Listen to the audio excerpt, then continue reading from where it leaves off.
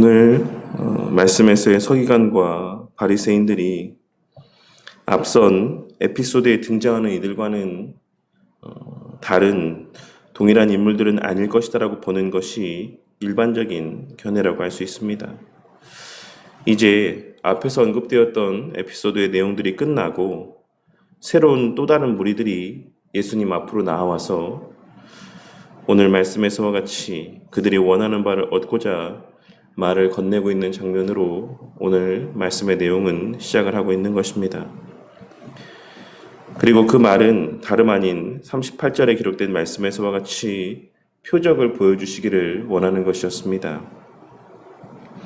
그런데 우리는 그들의 그와 같은 질문에 대해서 예수님께서 대답하시기를 악하고 음란한 세대라고 말씀하고 있으신 것을 확인할 수가 있습니다.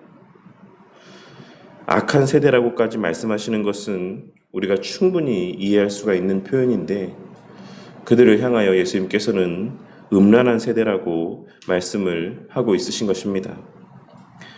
그리고 이어서 말씀하시기를 선지자의 요나의 표적 밖에는 보일 표적이 없다라고 말씀하고 있으십니다. 그렇다면 여기서 예수님께서 말씀하고 있으신 요나의 표적은 무엇을 의미한다라고 할 수 있겠습니까? 그것은 바로 예수님께서 이어서 설명하신 바와 같이 예수님의 십자가에 달려 죽으실 것과 죽으신 이후 무덤에 3일 동안 누워 있으실 것, 그리고 그 이후 3일 만에 다시 살아나실 것을 말씀하고 있으신 것입니다. 요나는 물고기의 뱃속에서 나온 뒤에 니느웨 성을 다니며 비록 마지 못해서라고 할지라도 그곳 사람들에게 심판에 대하여 경고하였고 그러한 요나의 경고를 들은 니느웨 성 사람들은 회개하여 하나님의 심판을 받지 않았습니다.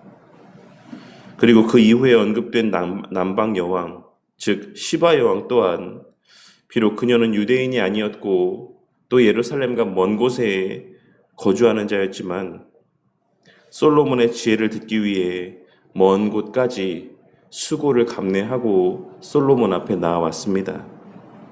그러니 예수님께서는 요나의 경고의 메시지를 듣고 회개하였던 니느웨 성 사람들과 또한 참된 지혜를 사모하며 그 먼 거리를 마다하지 아니하고 솔로몬 왕 앞에까지 나아왔던 시바 여왕이 하나님 나라의 실체인 예수님을 눈으로 보고도 믿지 아니하고 회개치 아니하며 참된 지혜와 진리의 본체이신 그 예수님의 말씀을 귀담아 듣지 아니하는 당시의 유대 사람들보다 더 나은 자라 말씀하고 있으신 것입니다.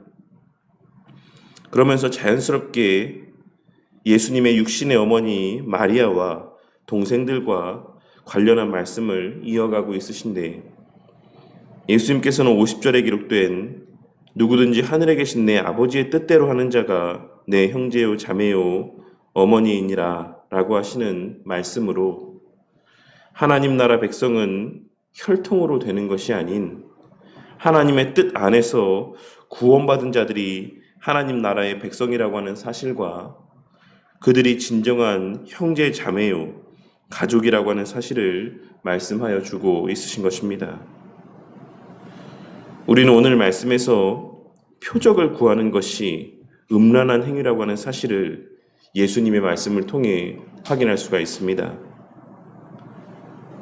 우리가 흔히 목도하고 경험하게 되는 우리 주변에서의 사람들의 모습이라 할 수 있는 물질을 주시면 예수님 믿겠습니다.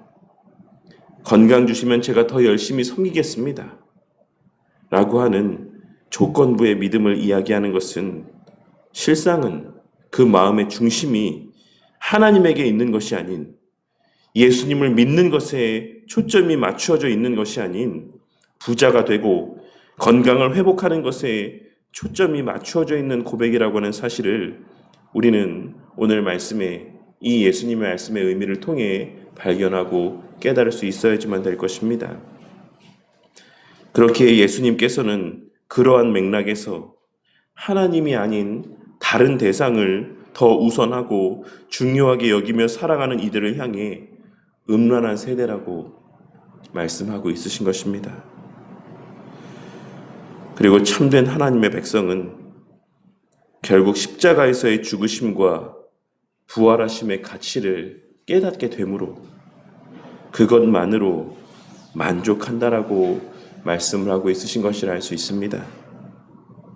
물질의 부요함이 없어도, 그 건강에 육신의 강건함이 없어도, 이 땅에서의 그 삶이 그 원하는 바대로 다 형통하게 풀리고 진행되지 않는다라고 할지라도 십자가에 달려 죽으신 예수님만 생각하면 그 예수님이 떠올려짐으로 그 사건에 담긴 의미들이 그 마음 가운데 되새겨짐으로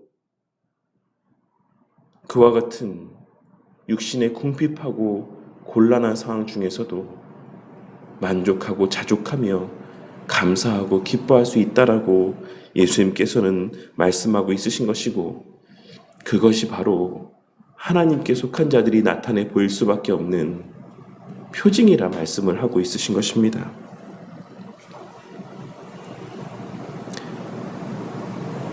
우리가 이제는 땅의 것에 매여 사는 존재들이 아닌, 비록 그 육신은 예수님께서 3일 동안 땅에 누워 있으셨던 것처럼 이 땅에 머물러 있을지언정 우리의 본질은 이미 그 순간 하늘 보좌 우편 그 영광의 자리에 머무르고 계셨던 예수님과 같이 지금 이 순간에도 영광스러운 하나님 보좌 주변에 자리하고 있다라는 사실을 깨닫게 되는 자들이, 그것을 깨닫고 명심함 가운데 살아가는 자들이 진정 예수님의 형제요 자매인 것이며,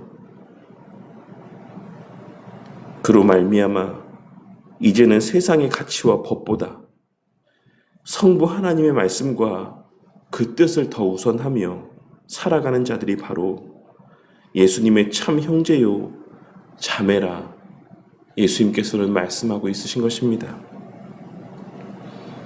우리 성도님들은 43절에서 45절까지 기록되어 있는 말씀을 통해 빌립보서 2장 12절에 기록된 말씀인 나의 사랑하는 자들아, 너희가 나 있을 때뿐 아니라 더욱 지금 나 없을 때에도 항상 복종하여 두렵고 떨림으로 너희 구원을 이루라는 권면의 말씀을 떠올리며,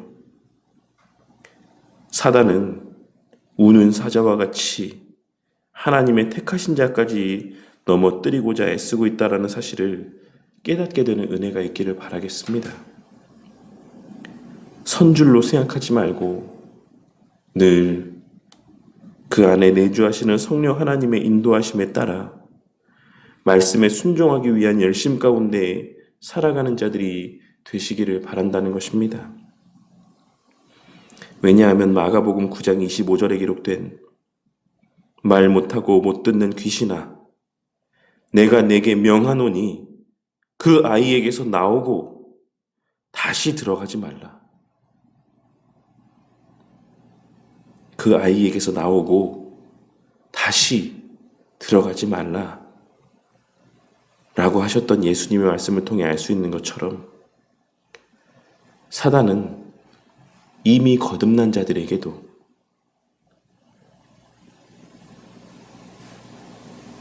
이미 주의 은혜를 맛보고 거듭난 자들에게도 그 안에 다시 그 자리를 마련하기 위해, 그 안에 다시금 비집고 파 들어가기 위해, 거듭난 자들에게도 자신의 영향력을 발휘하기 위해 끊임없이 반복적인 시도를 할 것이기 때문입니다. 그러니 너희 안에서 행하시는 이는 하나님이시니 자기의 기쁘신 뜻을 위하여 너희에게 소원을 두고 행하게 하시나니라고 하는 이 말씀,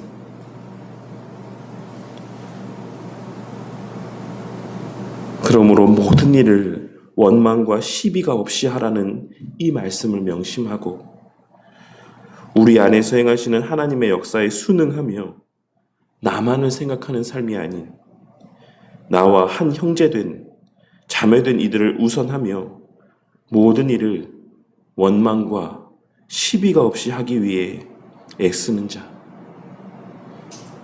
사단에게 틈을 내주지 않기 위해 늘 부지런히 애쓰고 나와 내 주변을 살피는 자들이 되기를 바라겠습니다. 이 사실을 깨닫고 누가 우리의 참 형제 자매인지를 명심하고 그들과의 참 사랑과 섬김 가운데 살아가는 자들이 되심으로 주의 도우심의 은혜 가운데 삶의 마지막 그 순간 우리 주님께서 나타내 보여주신 십자가 대속의 은혜의 그 실체를 우리 눈으로 직접 목독해 되는 복된 날을 맞이하는 저와 우리 모두가 되기를 주님의 이름으로 간절히 축원합니다.